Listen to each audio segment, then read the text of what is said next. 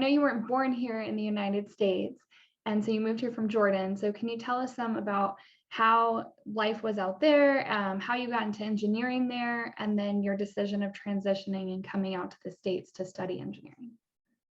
Well, yeah, I grew up in Amman, in a kind of like comparing to the U.S. is very small, teeny tiny country, about 11, 12 million populations, and Dad, obviously he has better vision than me at this point, and way before I came here, he thought that could be, something. I don't know if that's really, going to happen or no. But he thought that, bringing me here and kind of like study engineering or medicine in the medical, school. I did, I still love, math, but when I was, in my high school, I really wanted to be a professor in the math department. He had a different kind of opinion. He said, you kill two birds in one stone with doing engineering. So try it if you think that you like it. And probably a lot of us kind of like start that way. They're good at physics, they're good at math or something, and then you kind of develop that sort of skills. So I came here back in 2012, so about like 9-10 years. And I started engineering. I picked civil engineering just because I really thought, and I still think, that civil engineering, structural engineering is pretty cool. You see buildings, you see bridges, you see all the infrastructurals. And I said, why not? Let's just try it and see if it's gonna go well. And actually, a matter of fact, is kind of like, this is just math. I'm doing math, right? Like statics. And Kelsey, you definitely know, and you're on board with that because you're also an engineer. And like you do like the statics, the mechanics of materials, all the drive courses, the core courses, and you feel like, it's just math. That's for me to do engineering. And at the end of the day, I'm going to be called an engineer with all these math courses. So that's kind of like where things shifted after one of the senior courses, reinforced concrete. I was like, okay, so we're using this to do this. We're using all these equations, quadratic equations, solving all these, fun, kind of like sharpen your pencil and doing all the derivation. And then at the end of the day, you're like, well, you need AS equal 5.1 inches squared. You probably make an assumption like why I'm learning all the calculus part, all that thing. That kind of like a quick story about me. But regarding the transition was obviously tough. Speaking Arabic, never spoken English before I came here. Dual citizenship, my friend used to make fun of me. I was like, you're just American, and citizen, but you can't speak English. So it was really funny. Came here, I was like, well, I need to communicate. I need to explore the world. I need to make sure that I just kind of like at least the basic things that I need, go to a shopping center or go to a grocery store or something. So it was very, very tough. I took the light rail for the first probably 3-4 years of probably all of my undergrad, even some of the grad. And I learned a lot on light rail. People talk, but you could notice right away when you talk, people look at you as like, this guy has an accent. So I have a question about that because I had a lot of international students that English wasn't their first language when I was a professor at Embry-Riddle, and I taught a programming course. So I always thought I couldn't imagine that transition of sitting there, we're writing code all in English, but I was always curious, like, how was that in your math classes or any, like your statics classes, physics classes? Did you ever find that the language was a barrier or difficult when you're transitioning, like, because you learned all your math in Arabic and then all of a sudden you have to have a background and they're talking about from an English language. Was that ever tricky, or how did you navigate It that? was definitely tricky. It was very Yeah. tough. I mean, as I was talking to one of my, friends, learning English is different than learning math. Mm-hmm. And learning math is different than learning English because you probably could be a good, student, but the language barrier can definitely back you off or back you to get your kind of like full understanding. So Mm-hmm. for example, and I still, kind of face these issues when you read a problem, and obviously that's not for non, native or native. When you read a problem or you read a statement and you understand 80% versus you understand it 100% is totally different. Yes. You go like say, well, what is this? What is this boom? What is this dozer? What is this, thing? It's like, well, I kind of generally know what the problem is trying to tell me, but Mm-hmm. I do not fully understand it, if that makes sense. Yes. Like the So when you context was a challenge. exactly, so when you learn, the let's say the derivative or integration or all these part, but then when you get a question is, wants you to do like one piece of information that you really know, but it's wordy, Mm-hmm. you like read the problem and say, well, tell me what a problem needs to be taken care of, and I will do it. But since you're really like not fully understanding the problem, or it's a worded problem, is that's not native versus non-native. But Mm-hmm. for non-native, obviously, it's going to be Even harder. harder. Mm-hmm. Was there ever times that you felt like you could talk to professors you had when you had those problems of like you didn't understand the context, and like how would you approach the professor and what kind of conversations and what did they do that helped you the most, or like That's actually a great question, Kelsey.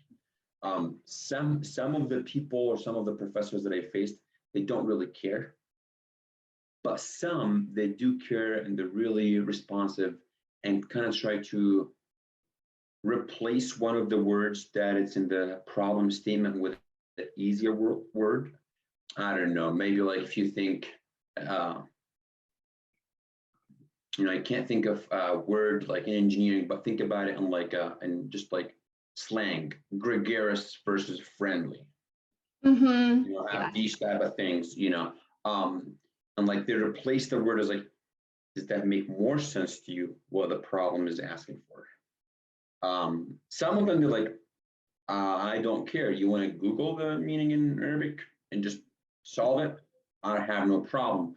Some people, some professors like, nope, I'm not going to treat you differently.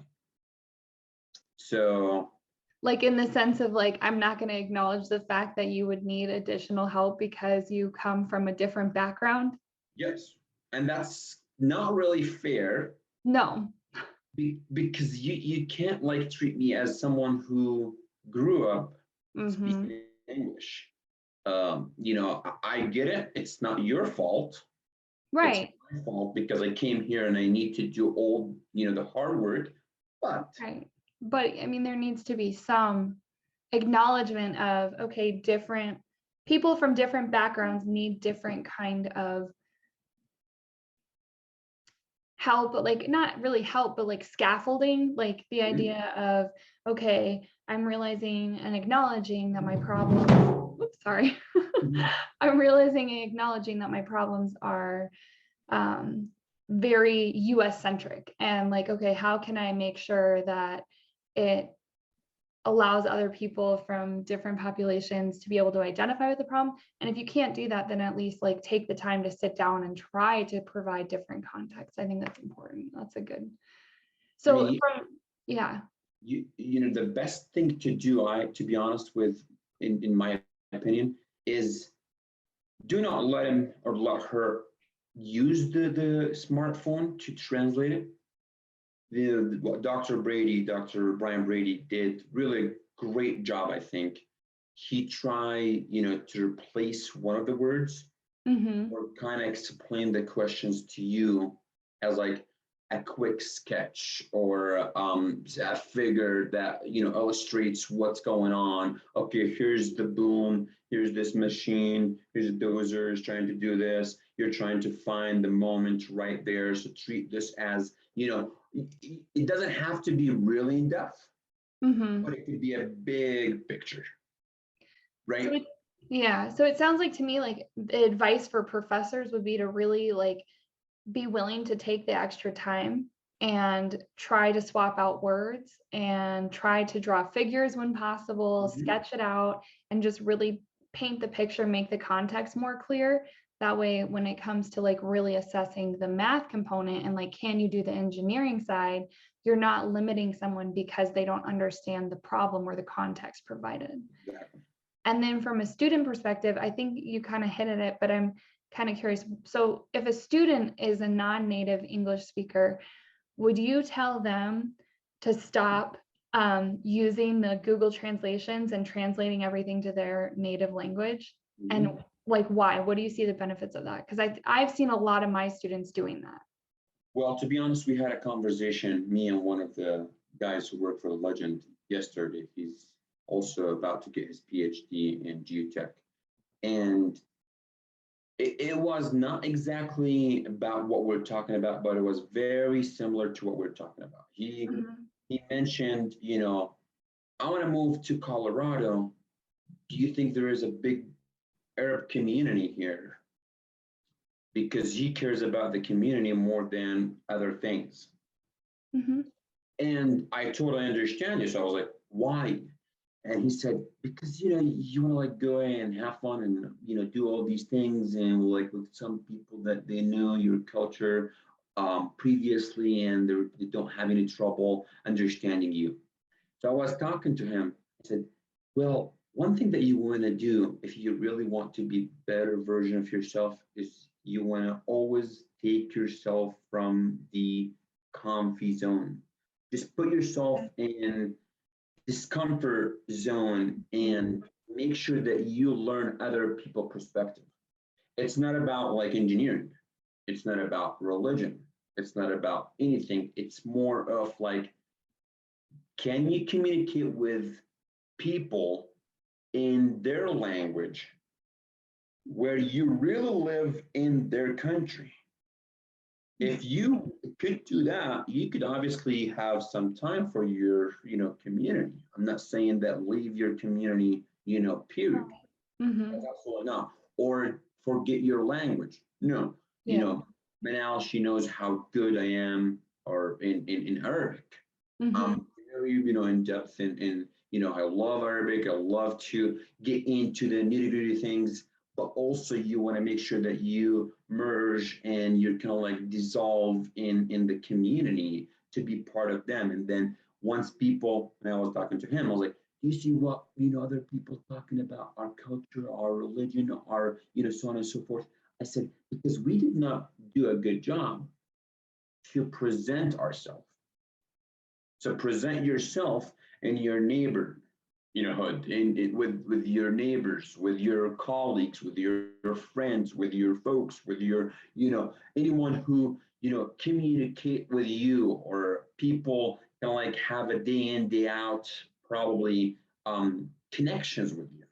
Do not leave. But speaking of Google and translating, when I came here, I started translate every single language. Which makes sense, right? Because I don't understand what the question is asking, especially some upper level environmental courses or something. I was like, what exactly is in Arabic? But I learned something. Doing this, it kind of detach you from to learn it fully, if that makes sense. To grasp the knowledge. Like, okay, you're saying integrate this. You don't know what is integrand mean. Okay, so if you translate integrand and you keep saying that in Arabic, for example, or either language, when someone will tell you, hey, do you see this integrand? Take it out and replace it with something else. You'll say, what is the integrand? Because you just keep translating this. Like for me, I always, or I used to translate pretty much all every single word in the problem, copy it. If it's a electronic version, paste it, put it in Google, read it in Arabic, and then I was like, okay, I know how to solve it. Mm-hmm. Right? So it detaches you from the full benefit. Mm-hmm. Full benefit is not math only. The full benefit is to, can you use these terminologies and nomenclatures in your context when you talk to people? When you start explaining things to people, can you say, well, a moment, torque, torsion, couple, all these pretty much the same, as you know. You obviously can't teach me this. So.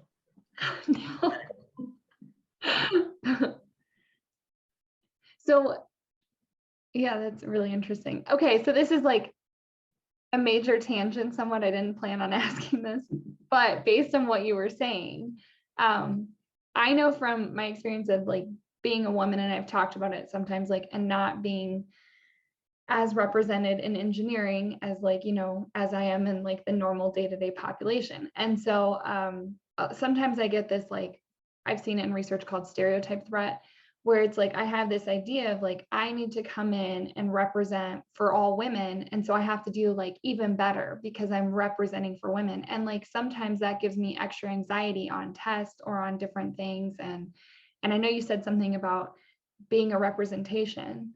Do you ever feel that? Did you ever feel it, or do you ever feel it now of like that extra? And again, I think sometimes it can be a positive of like that extra push to do better, work harder. But do you ever feel it on the side of like a stress as well, or how is that affecting you? One of my professors, he was very shocked, sadly, when I told him that I'm Middle Eastern. He was like, he looked at me, I was like, really, Newton? You're so smart. You're so, like, in that way. What does that mean? Exactly. And I was like, well, let me tell you something. We are, very clever and smart, but sadly, people come here to take advantage of certain things and do not focus on other things. So you can't always, do a prejudgment type of thing. Yes. Right? He's a great guy, I really love him so much. And it was funny the way he said it because he's like, I found out that you're Middle Eastern. Is that right? I was like, yeah. I was like, wow, that's just shocking because you're just so hard worker and smart. And I was like, well, oh my God. Because he saw that other people, and I was talking to the same guy yesterday. I was like, when we do something crazy as a community, it reflects on other people. Say, well, he smokes, at the entrance. He yells, at his friends and not paying attention to other, people in the public. These things is going to reflect in right away people when they look at it and say, Middle Eastern, do this. They go to hookah bar all the time and they do. That's what it kind of obviously I kind of like off of a tangent, but it's kind of like sort of helping me to illustrate what I'm trying to say with push yourself. Always prove to yourself first and prove to others that you can do it, not because your ethnicity. It's just because some people are good, some people are not as good as others. And I did not want to say bad because I know that everyone has something good, but you want to discover that thing and you want to say, okay, where are my strengths? Where are my weaknesses? And that's something that people like, oh, I have this, strength. I'm gonna just leave it right now and work on my weaknesses. No, that's not true. Work on your strength as you work on your weaknesses because your strength becomes to you intuitive at some point. Yeah. It's like boom, done on the spot. Yes. Right. Yes. So definitely. again, I don't want to like obviously branch so many things here, but I want to make sure that people, when they go in, learn a different language or learn a different subject, try to give yourself a push by X reason. Like, for example, for me, To hear the rest of this discussion, check out the full video. Otherwise, you can hear more of other discussions that I have with engineers on this playlist. Thank you for watching and be sure to subscribe. See you next time.